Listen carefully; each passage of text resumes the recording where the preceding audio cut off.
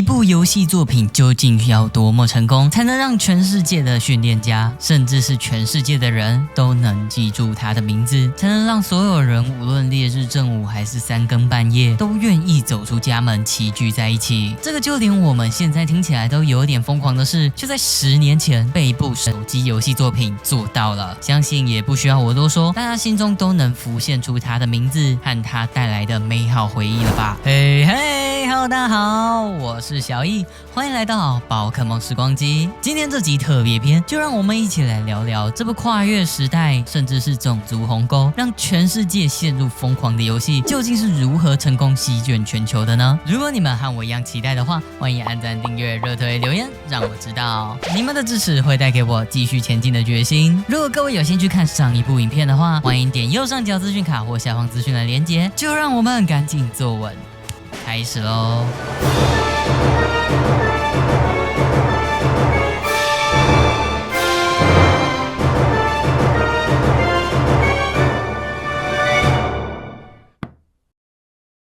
那么就让我们把时间拉回2016年。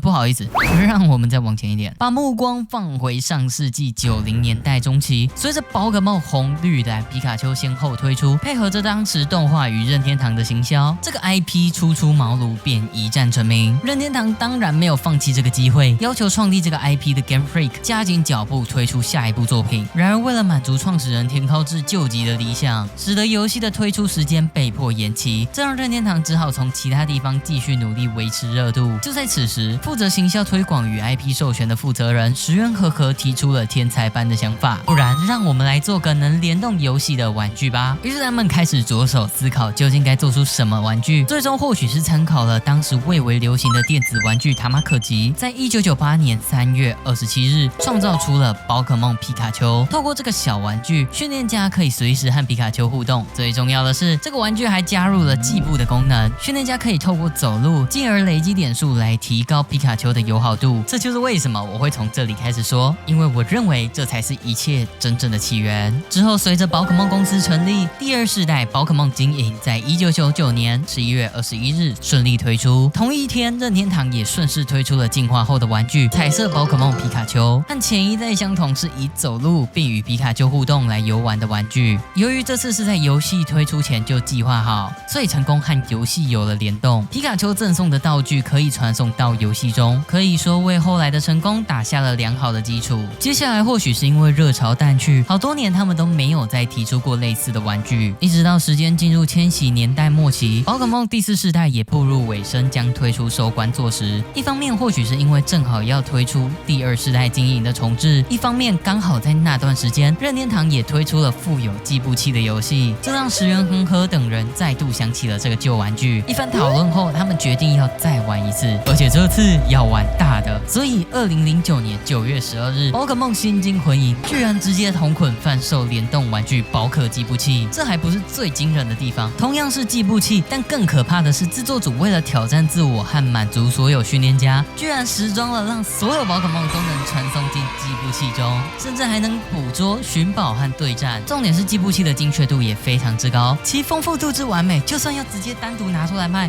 我想也不会有人有任何意见。可以说就是这次的经验奠定了后面散步、捕捉、寻宝的玩法，甚至要说这个玩具就是 Pokemon Go 的雏形，我也完全能够接受。而在大洋彼岸，也有另一段故事正在发生。时间来到2010年6月 ，Niantic Labs 在加州组建，作为 Google 内部的公司，主要负责扩增实境这项技术的开发，获得了相当深厚的实力。不过后续推出的成品都没有在市场上掀起巨浪。而视角回到任天堂，在2011年推出的全新游戏掌机 3DS， 让宝可梦系列又再度解锁了全新的游戏领域。6月17日推出的宝可梦立体图鉴 BW 就可以说是他们对 AR 的初次尝试。隔年6月23日推出的宝可梦 AR 搜寻器，则可以说是又让他们打达成了新的里程碑。透过 3DS 的镜头搜索周围，并战斗和捕捉宝可梦，既可以说是宝可计步器的延伸，同时也能更明显看出未来作品的影子。之后双方都在这个领域沉寂了好一阵子，但似乎石原和和和任天堂前社长岩田聪早在2013年就有了初步的构想。2014年 Google 在愚人节发布了宣传片 Google Maps Pokemon Challenge， 内容简单来说就是以后大家都能透过 Google Maps 在世界各地捕捉宝可梦。虽然在影片结尾已经有告知这只是个笑话，但和最终成品的相似度之高，让很多人都觉得双方肯定早有接触。直到2015年8月 Google 内部宣布重组， Niantic Labs 顺势独立出来成立 Niantic， 石原和和总算逮到机会能够合作，最终成功谈成让 Niantic 获得任天堂宝可梦公司 Google 的$2000万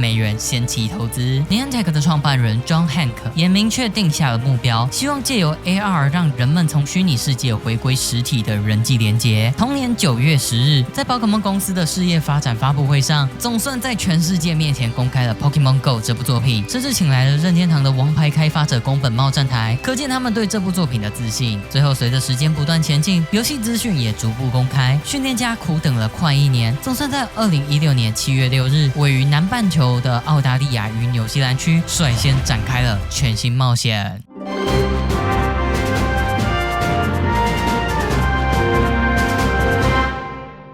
接下来的故事，相信大家都跟我一样熟悉了。Pokemon Go 一上线，马上在全世界各地涌现了抓宝风潮。因为非常简易的操作模式，让不论大人小孩都能够轻易上手。虽然有不少老训练家表示失去了原作的味道，但这些负评马上就淹没在海量的欢呼之中，造成的反响之热烈，甚至还产生了不少意外事件。但这都没有浇熄训练家们的热情。不过因为采分区逐步开放下载的方式，让就连创始国日本都必须等上2个星期，导致越来越多训练家心急如焚。而最后总算在8月6日，台湾的朋友们也总算能够加入这场盛宴，全球下载量也光速突破1亿。我自己也是一推出就马上用妈妈的手机下载了。印象中那也是我生命中第一款玩的宝可梦游戏，一经推出马上占据了新闻各大版面，还诞生了各种有趣的无厘头事件。基本上只要走出家门，随时都能看到人低着头在捕捉宝可梦，更别提当有稀有宝可梦出现时，那突如其来的人潮更是会把交通挤得水泄不通。我自己印象最深刻的就是那时我晚上会和家人去附近大学骑脚踏车，常常就会见到一大群长辈坐在道馆下喝茶聊天抓宝可梦，看了真的是好笑又想加入。道馆的机制是要派出宝可梦对战，挑战胜利后就能夺下道馆赚取金币，然后就能透过金币提高宝可梦和道具的储存量。不过因为当时我妈怕宝可梦倒下就回不来了，所以一直不让我去打道馆，导致我前2年玩的那叫一个拮据。另外因为最初只有关都的145种普通宝可梦，所以拥有某种宝可梦会在特定地方大幅出没的巢穴机制。记得小时候我和我妈收到情报，特地跑到台南东宁公园捕捉皮卡丘，有一次也发现朋友家外的公园是小磁怪巢穴，于是大家一起去抓了个爽。不过北投公园位在台北，对当时还小的我真的是看得到摸不着的梦想。如果大家想分享自己的捕捉回忆，也欢迎在下方留言和大家一起聊吧。不过游戏在台湾上线时没有支援中文的界面，让大家哀怨连连。明明早在2年前就有训练家发起请愿，石原和和也确实收到了，但结果最终还是没能实装，这让当时的勇士们陷入了低潮。不过制作组也非常努力的维持热度，要求必须每2周就得做出更新，同时也要接收反馈推出新功能。9月16日还贩售了第一个产品 Pokemon Go Plus， 让训练家总算不用随时打开手机，也能与游戏交互捕捉宝可梦。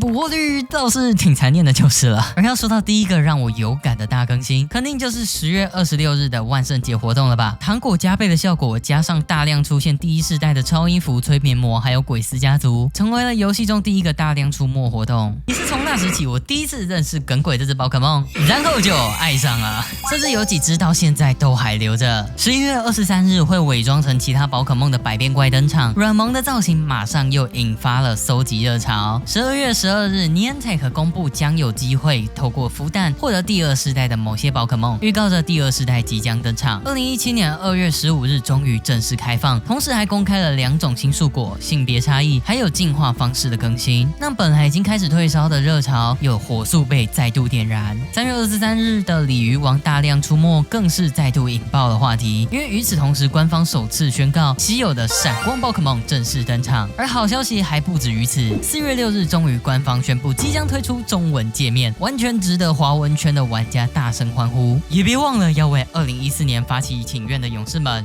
敬个礼。6月20日，团体战机制正式公布，训练家总算能齐聚一同向传说宝可梦发起挑战。当时真的是常常拉上3、5好友，下课就冲去最近的站点一起奋斗。8月的实体活动 Pokemon Go Stadium 总算让超梦第一次正式在游戏中登场。接着就在10月19日，伴随着第2次万圣节活动，第3世代的5只幽灵系宝可梦也抢先加入。随后不久12月6日，第3世代的50只宝可梦们也总算成功与训练家见上面。同样是本传第3世代才加入的天气系统，也新增进了游戏之中。真的是现在回忆起来才发现，这部作品的更新速度是真的超快。2018年1月2日，社群日活动正式上线。3月30日加入调查机制，同时把第1世代的最后一块拼图梦幻也加进了游戏之中。5月10日，任天堂则是公开了将在新主机 Nintendo Switch 上推出的新作《宝可梦 Let's Go 皮卡丘伊布》，结合了 Pokemon Go 的玩法和本传第1世代的故事与场景，看得出来官方真的非常用心，在尝试向 Pokemon Go 的训练家推坑本传。但对本传的训练家来说，比起看到新作的经验，大家马上反应过来，这是要开放 Pokemon Go 的宝可梦进入本传的意思吗？原本那些对这游戏嗤之以鼻的老玩家，马上大喊真香，纷纷加入。6月18日终于开放训练家交换宝可梦，接着9月游戏中突然出现未知的宝可梦，引发了社群的广大讨论。有人猜是系列新作的预告，也有人猜是 Pokemon Go 的专属宝可梦，还有人猜是为下一部剧场版预热。结果没想到在9月底被官方证实，它是全新幻之宝可梦美露坦，并且会与即将推出的游戏宝可梦 Let's Go 皮卡丘伊布有重大联系。接着10月17日，慢慢的第4世代加入，随后时间进入2019年，又陆续推出了训练家间的 PVP 对战功能、Go Snapshot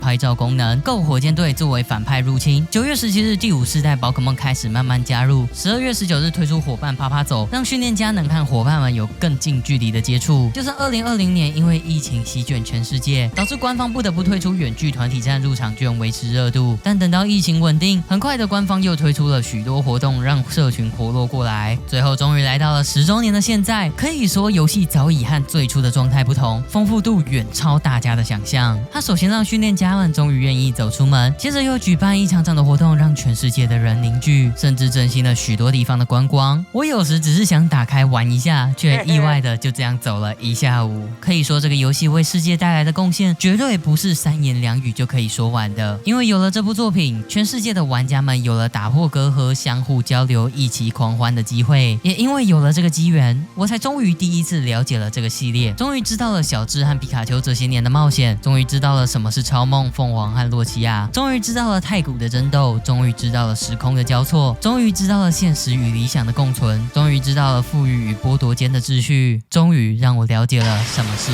精灵宝可梦。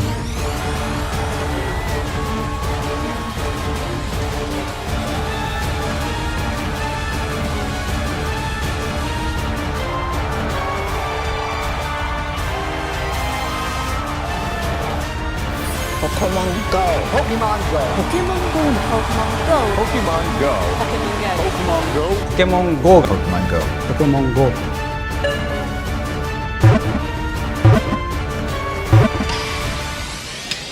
OK， 那么以上就是这部影片的全部内容。最后在聊到我的感想之前，如果喜欢这部影片的话，别忘了按赞、订阅、开小铃铛、分享这部影片。整理资料、制作影片真的非常不容易，所以如果愿意使用，超级感谢，真的会带给我非常大的帮助。你们的支持会带给我继续前进的决心。作为我人生第一部接触的系列作品，我对 Pokemon Go 真的是有说不完的感动。不过也很可惜，因为当时年纪还小，没有办法像现在一样四处跑并留下画面记录。而虽然已经10岁， Pokemon Go 显然也不会就此停下脚步，相信接下来它还能随着系列走得更远，也相信在未来的某一天，我们会在世界的某一个角落相遇。那么最后有任何想聊的、想指正的、想分享的，都欢迎在下方留言，和我一起讨论。希望所有古今未来的优秀作品都能被世人看见并记住。我是小易，这里是宝可梦时光机，下次就让我们在某天某片彩虹下的某片道路上再见喽，See ya。